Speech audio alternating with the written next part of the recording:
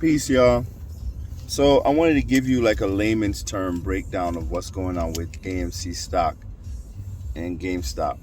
I know a lot of us are new to stock market investing, and you hear a lot of stuff about HODL, how to hold on for dear life, and everybody's like the apes and everybody hold, and you're probably wondering why they're telling you to hold your stock, and you hear a lot about apes. Um, and you're hearing a lot about short squeezes. So let me start by explaining to you what a short squeeze is. Well, basically what a short seller is. A short seller is a person who borrows shares of stock and he sells them at a price with the hopes of the value of those shares going down so that he can buy them back cheaper and return it to where he borrowed them from. So it's like if I borrow a gold necklace from you, and it's worth $10,000 right now in the market. I say, let me borrow this gold necklace. I'm gonna put up 10 grand right here, right now, just to show you that I'm good for it. I'd borrow your necklace. I sell it for 10 grand, right? And a month later, it's it's devalued. Some news comes out that says, oh, the price of gold is not worth anything right now. It's tanking. It's horrible. Whatever. So now your gold necklace that was worth $10,000 is now worth $5,000. Well, I'm gonna buy that gold necklace. I'm gonna buy it back for $5,000. I'm gonna give it back to you. And I just kept the $5,000 in between. I sold it for 10, and I bought it back for 5, and I gave it back to you. So I just made 5 grand off of your necklace. That's basically what short selling is. Now, short selling is supposed to be that you do your due diligence on a company, and when it is your reasonable belief that the value of those shares will go down, you will borrow those stock, with the anticipation of the value going down. And then when it goes down, you make some nice profit and you give it back, right? That's what short selling is supposed to be. But short selling has become borrowing shares for the purpose of tanking the value of certain stock, which means you're trying to sabotage certain companies and destroy them in order for you to make money. Example, GameStop. GameStop, it's one of the companies that has been like under attack from short sellers for a while, and that's just something that happens. So if you notice, like GameStop, AMC, a lot of these companies over the past year or so, you would hear like some good news that comes out about the company, right? So normally you would think that the value of the shares would go up, but then surprisingly, like just the stock value goes down. Then some hit piece comes out, and everything just goes down. Every time there's good news about a company, it's always immediately followed by some crazy story. And a good example is the Hindenburg piece that was used to basically tank Nikola stock and just destroy the whole company, right?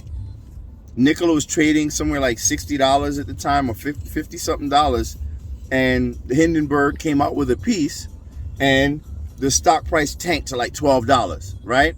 So imagine now, Hindenburg is a notorious short seller. They're short sellers, right? So, and they have to reveal that information when they put out these reports and these articles and these hit pieces. So we know they have a vested interest in the value of the company tanking. So a reasonable person would question the legitimacy of some of the allegations of some of these, these short sellers, because we know they have an interest in the value of that company going down. So if a company's going through, like, it's the prices are surging, everything is great, it's real high, a short seller is going to come in and say, "Oh man, that thing is trading at an all-time high. You know what? The share price is trading at $100.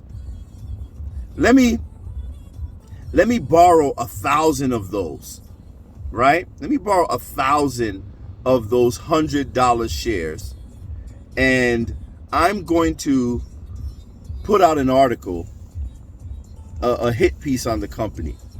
So they borrow all of those shares. I forgot what, I don't even remember what I just said. I think they said what I think it was traded at 100, right? And they borrowed the shares for, how much did I say? Did they borrow 1,000? I don't remember. But I'll keep it simple. They borrowed $10,000 worth of the shares. And no, they borrowed $1 million worth of the shares. And they sold it for $1 million. They put out a hit piece, and now those shares, it dropped from $1 million being worth $1 million. It's now worth $50,000. Right? That's kind of like what they did with Nikola. So guess what happened? The $950,000 difference they got to keep.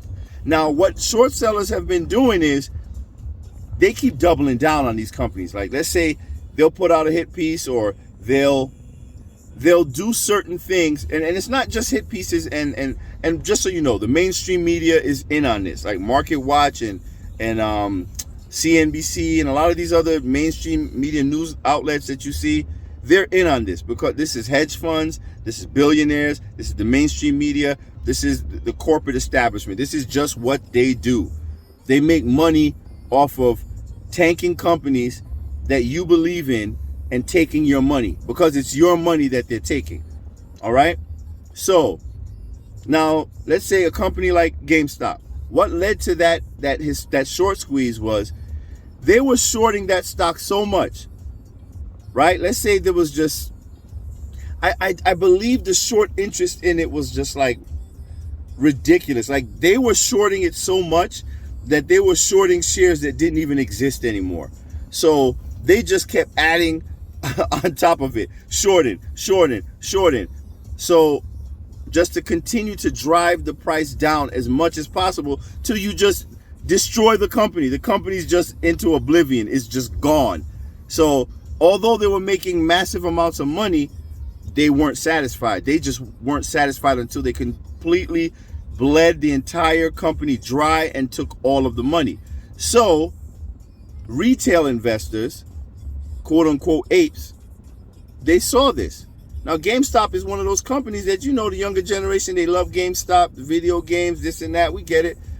But even bigger than believing in these companies like GameStop and AMC and even BlackBerry or whatever else they're shorting, people were tired of being victimized by short sellers where they invest their money into stocks that they believe in, companies they believe in, and as good news comes out, there's always something that goes on that makes the stock price tank. And come to find out, it's short sellers who have been sabotaging these companies to make you, the little guy, lose your money. And they've been doing this for decades. So this is now what led to the short squeeze. The people that were buying the stock were like, you know what? We're buying this stock and we're going to hold it. Now, why are they holding it? Now, remember that example I gave you of the gold necklaces? You borrow it and you sell it, and then you got to give it back. Remember, you borrow it, you sell it at a certain price high, and then you want it to go low so you can buy it back and give it back. So it's sell high, buy low. Just like how they tell you, buy low, sell high. Short sellers do the same thing. They just do it in reverse. So what happens now, if they sold your gold necklace, if I borrowed your gold necklace, I sold it for 100 grand, and I want it to go down to, let's say, 50 grand. But guess what? What happens if everyone that bought them, they're like, nah, we don't want to sell it for 100 grand. We think it's worth more than that. We think it's worth 500 grand. There's an expiration date on me borrowing your chain. And remember, I got collateral. I had to give you, what did I say, $100,000 as collateral to hold it. But what happens now? The value of your gold chain just went up. It's worth 500,000 now. I'm in the hole 400 grand right now. But I still got to buy it back to give you back what I borrowed from you. So I sold it for 100, but now I got to buy it back for 500. So with a short seller, we know how much money they can make, because they can make anywhere between $100,000, from there all the way down. So, if they buy it for 100,000, and they drop the price all the way down to zero, they just made $100,000. But what happens when the value of your chain goes up? That's infinite. There are no limits to how high the value of your gold chain can be. So the losses of a short seller can be infinite. What if the chain is no longer worth 100? What if it's worth $1 million? Now he's in the hole for 900 grand. So it's in the short seller's best interest, right? This is what they do. Oh man, we got to come up with some tactics to get the value of that chain down. So he's going to contact all his rich buddies who do this short selling stuff, and they're going to put out some crazy articles. They're going to do a media campaign to try to convince you that this jewelry is worthless, in order to scare you into selling it. Now, when people start selling their chains, the value of that jewelry will go down, and now he can buy it back for a cheaper price to give it back to you. But what happens if everybody's like, nah, we don't believe you? Matter of fact, we think it's worth $2 million. Now me as a short seller, I got a decision to make. Am I gonna keep doubling down and trying to drag the value of your chain down, or am I just gonna take the L, buy it back, because I have to give you I got to give you your chain back? And if I'm not ready to give it back, guess what? I got to come up with more money, more collateral. Remember, I gave you 100 grand to secure that. But what happens when the price goes up to, say, 500,000? You now are going to say, ho, Tony, wait a minute. You only put up 100 grand. This thing is worth 500. I'm going to need you to put more collateral down on this to ensure that I'm going to be able to get my chain back. So now I got to come up with 400 grand. I got to come up with the money to cover that, and still hope that the value goes down. I'll get my money back, but this is just my collateral that I'm putting up. But I don't have infinite amounts of collateral. I don't have infinite money. So I really got to get that value of that chain to go down by any means necessary. So AMC apes are the people that I sold that chain to, and they found out that I'm trying to sabotage the value of what they bought. They're not going to sell me those chains back because they believe it's worth way more than that. So I have a decision to make. Either I better buy them back now, or I'm going to wait it out. But there's a time limit on short selling. So short sellers are in the position right now where they're reaching their time limit, and margin calls are coming. Because, like I said, remember when I said they've been so greedy that they've been selling shares so much, and they were making so much money, they were just like, man, listen, let me just sell some that don't even exist, because I'm going to make the money back anyway. Nobody's even going to figure it out. But what happens when the value doesn't go down and it goes up? You're going to have to come up with those shares. You're going to have to come up with that jewelry. All that jewelry that you sold, you still got to produce that jewelry for the people that you sold it to and the people that you borrowed it from. You now have to come up with that money. You got to come up with the money as collateral. You got to come up with the money to buy it back. And you got to make sure that you come up with that money to cover what you sold to those people that they don't have yet. Remember, they bought it from you, the transaction, but they didn't get it yet. What happens when there were only, let's say, 500 chains available in existence, but you went and sold 2,000 of them? That's the position that these hedge funds are in right now. They got so greedy that they have now found themselves in a position where they're going to have to pay up. And the one beautiful thing about the stock market is And this is why people are talking about a short squeeze. First, let me tell you what a short squeeze is.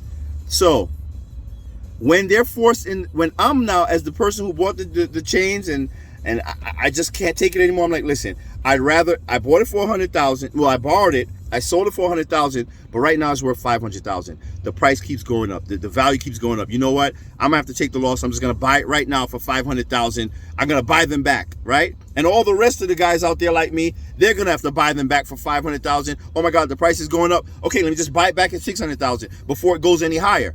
So now that I'm forced to buy them back at this higher price, what am I doing? I'm further contributing to the value of that chain going up, because I now have to buy it back in order to save myself from more losses. And you guys, the apes, the AMC investors, the AMC traders, you guys are buying the stock as well. So what happens is there's this huge flood of people buying more and more. Prices going up, because you believe that your stock that you're holding are valuable, right? So you're not going to sell it for cheap. You believe that the AMC stock that you bought for $10, you believe it's worth $300. You believe it's worth $500. And guess what? Those short sellers, they're going to have to pay you your price. You don't lose money until you sell your stock. So that's why they say hold. Because when you hold all those shares that you bought, when we know that there aren't enough shares for those short sellers to give back where they borrowed it from, they're gonna have to pay you your price. You get it? And by them paying you your price, they contribute to the value continuing to skyrocket. That's what a short squeeze is, and that's why GameStop went from $6 to like $200, then to like $500, because when short sellers get greedy and it turns around on them, the loss potential is infinite. So it's in their best interest to buy back what they borrowed. So what are we seeing with AMC? We're seeing certain tactics that are being deployed by short sellers to continue to push the price down. Because you're like, well, why does the value keep going down? Well, let's go back to the jewelry example. Me and my buddies, this is what we do. We're jewelry guys. We buy the jewelry, we sell it high. We borrow the jewelry, we sell it high, we buy it back low. This is what we do. This is our practice. We've been doing this with thousands of gold chains, right? Now the value's going up.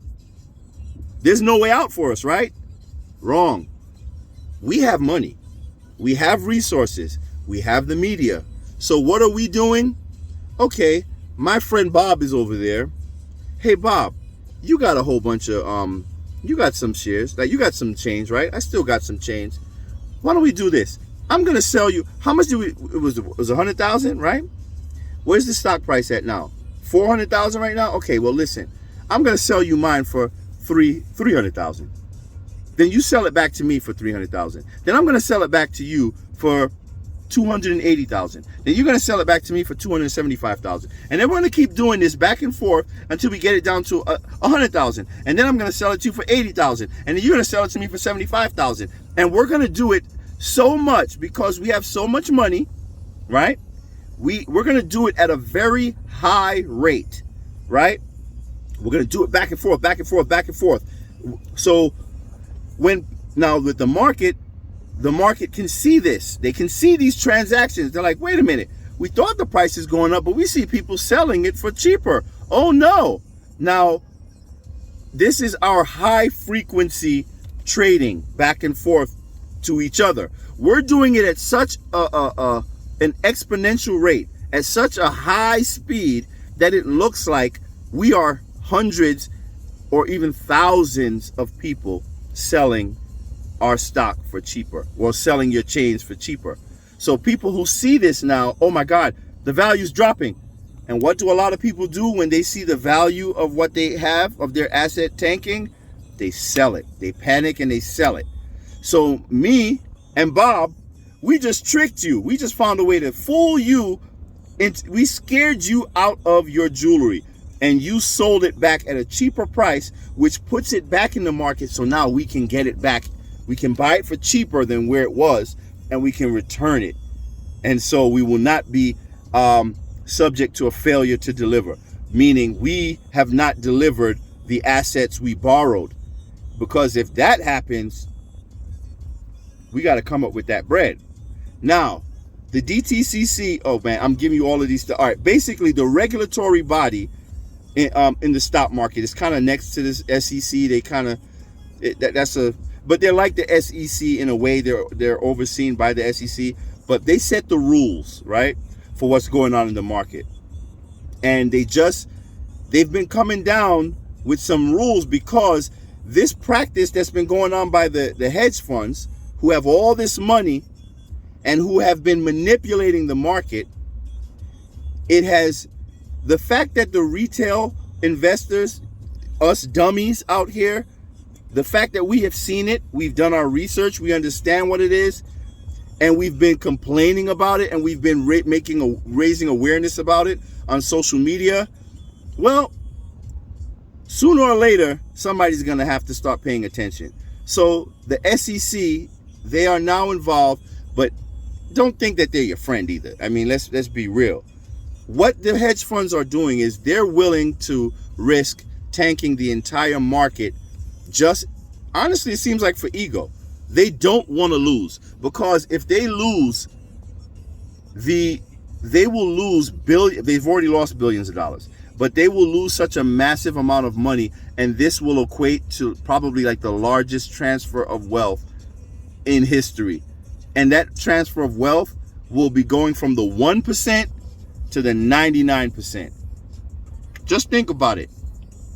You buy your shares and you decide what it's worth to you. That's not market manipulation. Market manipulation is these hedge funds that are out here trying to fool you into believing that your shares are worthless. You're going to lose your money.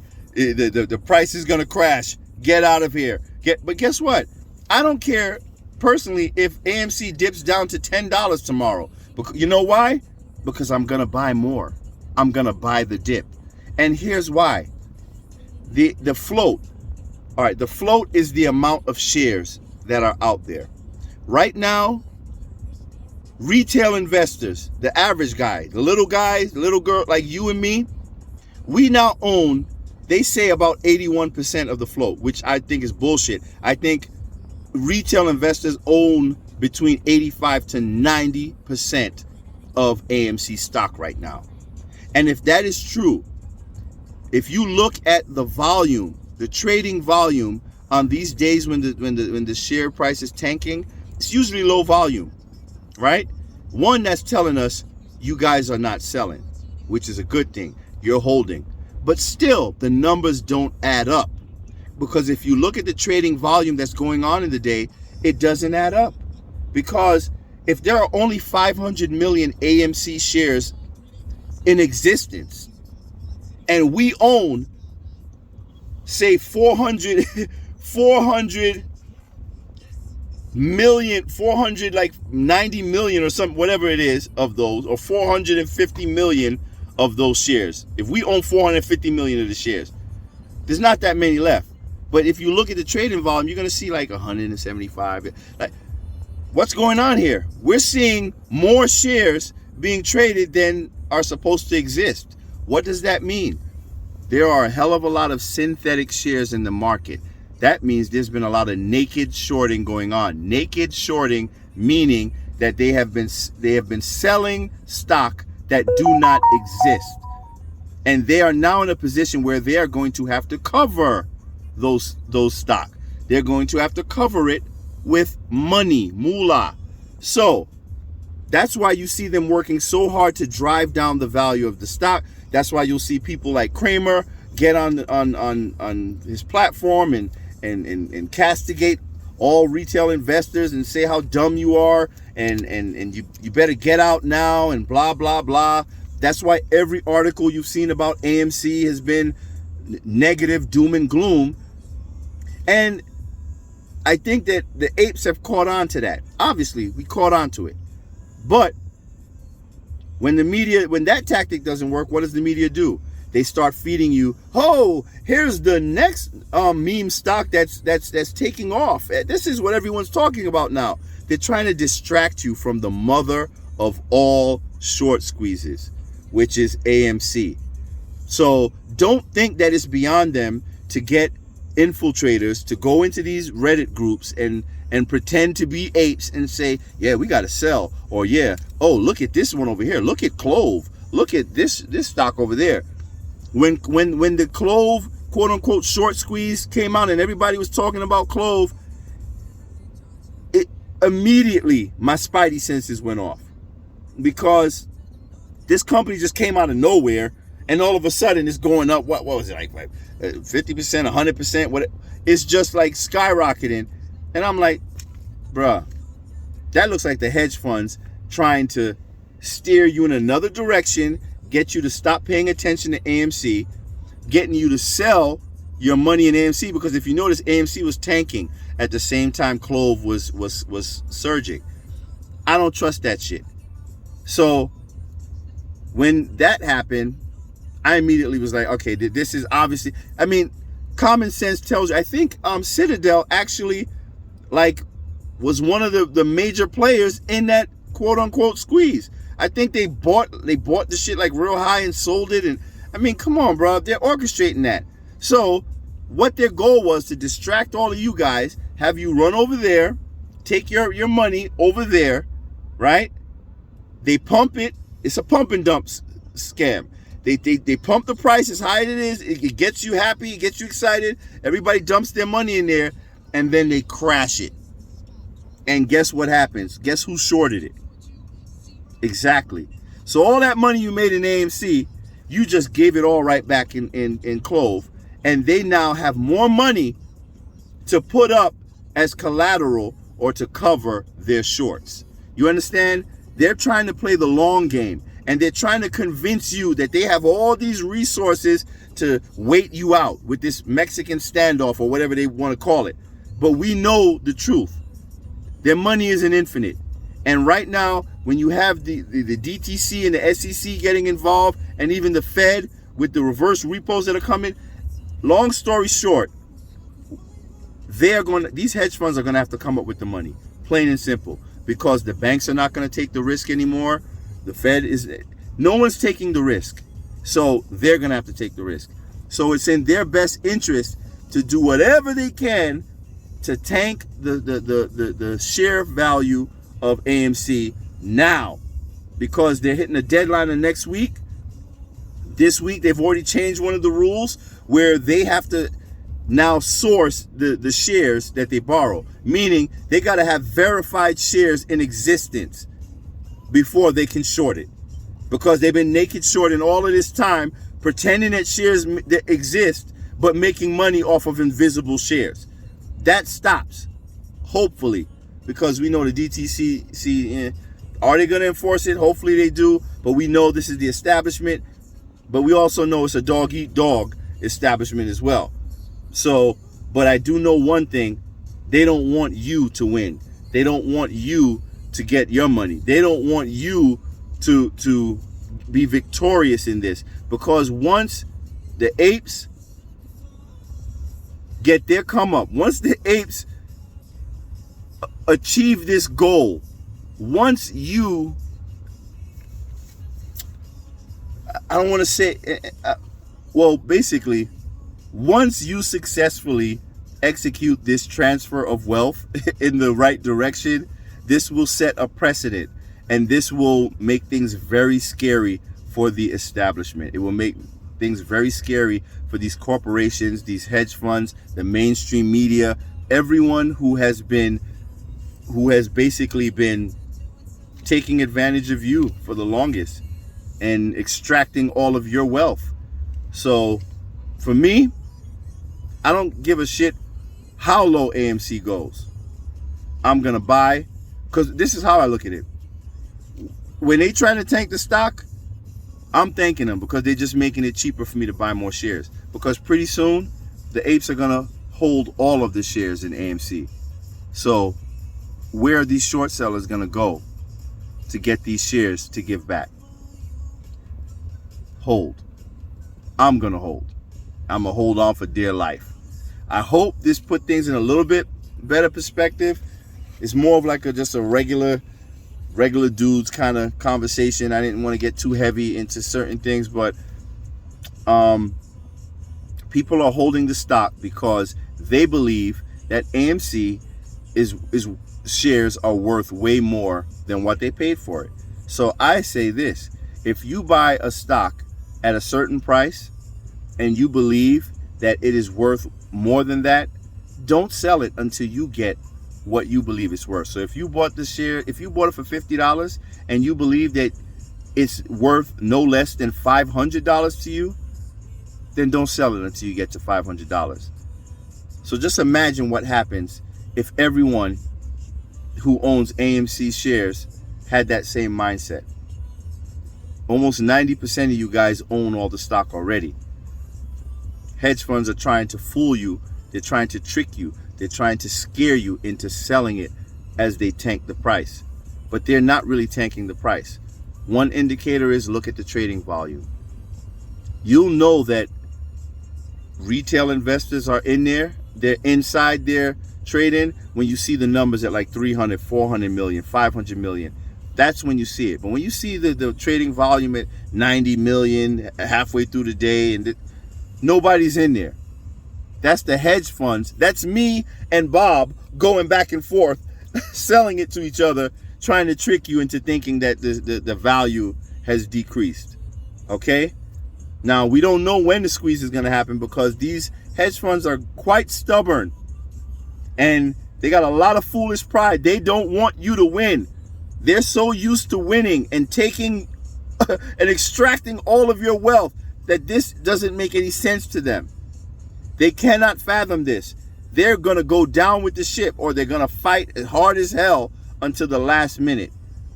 I just think that they have underestimated the resolve of the dumb retail investors like us. So let's prove them wrong.